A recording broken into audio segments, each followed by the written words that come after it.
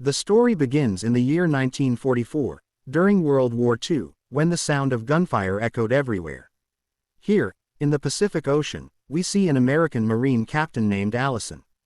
His group had been attacked by Japanese soldiers, and Allison somehow managed to escape, reaching a rubber raft. He drifted in the sea for several days. Alone and exhausted, Allison spots an island. Seeing it, he quickly paddles his raft toward the shore.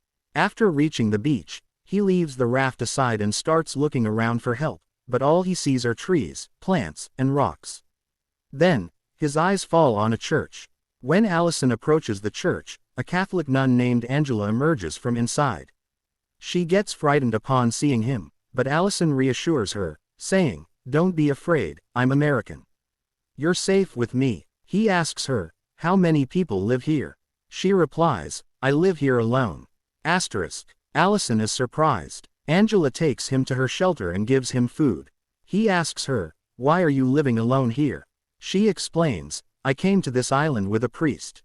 We were supposed to rescue some elderly priests from Japanese soldiers, but by the time we arrived, the Japanese had already taken them away. Seeing the war situation, we decided to hide here for a few days. But after some time, the priest I came with fell ill and passed away. Since then, I've been living here alone. My people probably thought the Japanese had captured me too, so no one came to rescue me." Allison also shares his story, telling her that he is a Marine and that his group was attacked by Japanese soldiers. He barely escaped with his life and somehow ended up here. After resting for a while, Allison wakes up to see Angela lighting a candle and praying to God for guidance. Later, they go out in search of food. Allison climbs a tree to pick coconuts and fruits for Angela. But he needs more protein, so when he spots a turtle in the sea, he takes a rope and wood, gets on the raft, and Angela joins him. However, catching the turtle isn't easy. Allison falls into the water but, with Angela's help, manages to catch it and return to the raft. Back on the island, Allison cooks and eats the turtle. He tells Angela, "We have everything we need here. Even if no one comes to rescue us, we can survive." Angela asks him, "Who do you have back home?" Allison replies, "I'm an orphan. I lived in an orphanage till I was 14. After finishing my studies, I decided to join the army because I wanted to serve my country." Angela also shares that she is an orphan. "I have immense faith in God, which is why I chose to become a nun. It brings me happiness, and I want to guide people toward the right path." Allison and Angela are very different. Angela is calm, deeply faithful, and prays regularly, while Allison doesn't believe much in God and has a tougher personality. The next day, they spot Japanese fighter planes in the sky. Fearing they might be seen, Allison hides with Angela. He tells her, "We should stay hidden for a few days. I've seen a cave, it'll be safer there." Angela agrees, and they spend the entire day inside the cave. The following morning, they hear loud explosions. Allison peeks outside and sees Japanese planes bombing the island. Terrified, Angela starts praying, while Allison comforts her. Once the planes leave, they come out to find complete devastation. Their shelter and the church are destroyed. Soon, a group of Japanese soldiers arrives to set up a weather camp on the island. They also destroy Allison's raft. Seeing them, Allison and Angela are forced to hide in the cave again. The soldiers patrol nearby, making Allison alert. He stands guard with a knife, but the soldiers don't enter the cave and eventually leave. Angela then suggests, "I should surrender myself to the Japanese soldiers. As a nun, they might spare me. That way, you can escape." She adds, "We have no food left anyway." But Allison refuses, saying, "We can't take that risk. They might harm you. We must stay hidden." That evening, Allison sneaks out to observe the Japanese camp. He blackens his face to avoid detection. When he gets a chance, he quietly enters their camp to steal food. But a soldier spots him, forcing Allison to hide silently. He spends the entire night there, unable to escape. The next morning, while the soldiers are busy training outside, Allison slowly sneaks out with the stolen supplies.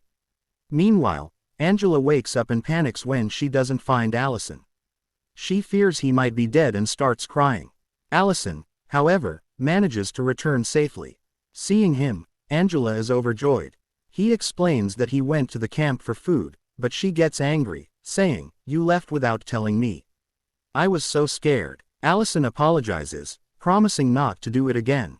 The next day, Allison gifts Angela a flower and a comb, making her happy. He asks her, "Would you ever leave the nun's life and live a normal life?" She replies that she hasn't taken her final vows yet. Nuns are given 5 years to decide, and she isn't entirely firm on her decision. Allison has started developing feelings for her and doesn't want her to fully commit to being a nun. Just then, they hear noises outside and see the Japanese soldiers leaving the island.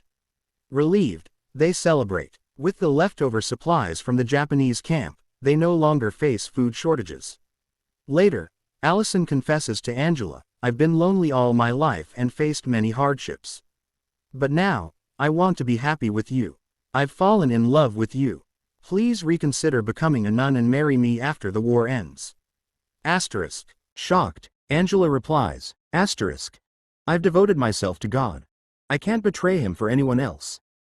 Asterisk. Heartbroken, Allison apologizes if he hurt her. That night, while eating, Allison finds a bottle of Japanese alcohol and drinks heavily. Drunk, he mocks Angela's vows, comparing their situation to Adam and Eve stranded on the island. Hurt, Angela runs into the rain and falls asleep in the cold forest. Allison searches for her but can't find her until the next morning when he discovers her unconscious. He carries her back but sees that the Japanese soldiers have returned, forcing them back into the cave. Angela's condition worsens. Risking his life, Allison sneaks into the Japanese camp again to steal blankets and medicine. But a soldier sees him. To defend himself, Allison stabs the soldier and hides the body. Back in the cave, he changes Angela's wet clothes and gives her medicine. For the first time, he prays. The next morning, when Angela wakes up, she asks who changed her clothes. Allison admits it was him and apologizes for his drunken words. She forgives him. Suddenly, they hear explosions outside. Allison looks and realizes the Japanese are bombing the island again. They must have discovered their dead soldier. The soldiers search for Allison, surrounding the cave. One shouts, "If anyone's inside, come out, or we'll throw a grenade." Terrified, Angela prays, believing death is certain. But then, massive explosions erupt outside. The Japanese soldiers scream in chaos. Allison realizes the U.S. Navy has begun bombing the island. He and Angela emerge to see American planes attacking the Japanese. Overjoyed, Allison says, "The Americans won't land easily. The Japanese set up 4 cannons. I must disable them." He tells Angela, "God wants me to help the U.S. soldiers." She lets him go. Allison runs through the explosions, disabling each cannon one by one. Though injured, he doesn't stop. His actions save many American lives. After the bombing stops, Angela comes out and tends to his wounds. Allison tells her, "It's time for us to part. We may never meet again." Angela replies, "Even if I can't spend my life with you, you'll always be in my heart." The U.S. Navy lands, raising their flag. The captain is stunned to see Allison alive. They thought he was dead. They carry him away on a stretcher, with Angela walking behind. Allison never pressured Angela into love, respecting her decision to become a nun. Similarly, Angela understood him. The film teaches us that true love isn't just about being together. Sometimes, hearts stay connected even when apart. Friends, if you were in Allison's place, would you risk your life for your country?